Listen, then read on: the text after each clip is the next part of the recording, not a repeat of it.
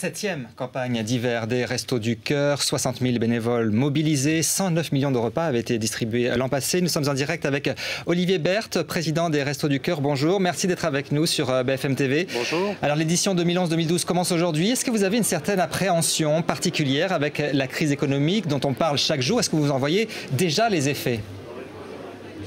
Bien entendu, nous avons de plus en plus de personnes à aider.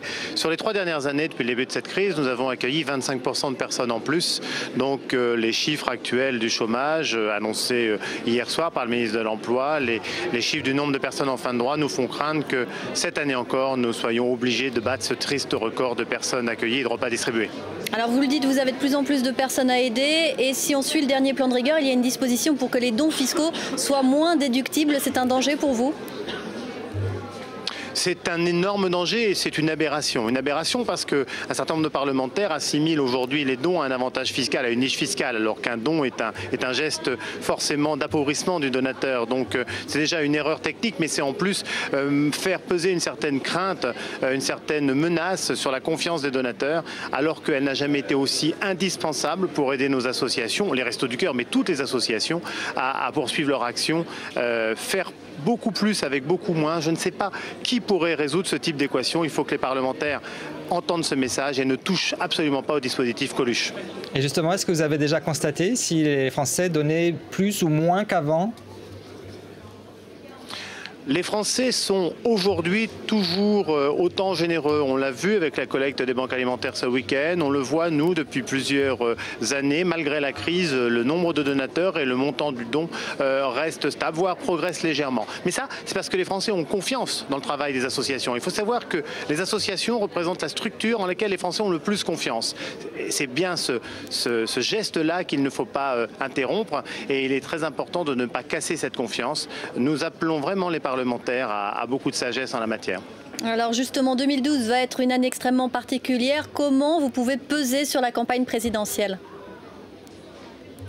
Eh bien, on a commencé aujourd'hui, il y a quelques minutes. Bruno Le Maire et Roselyne Bachelot étaient présentes dans nos locaux et nous leur avons passé ces messages que nous allons passer à tous les candidats à l'élection présidentielle à partir du mois de décembre jusqu'à la fin de cette campagne. Ne pas oublier qu'en France aujourd'hui, il y a plus de 8 millions de personnes qui vivent en dessous du seuil de pauvreté. Ne pas oublier qu'il y a 1 million de logements indignes ou manquants. Ne pas oublier qu'il y a des dispositifs qui ont besoin de stabilité. Ne pas oublier qu'il y a des associations qui ont besoin de soutien.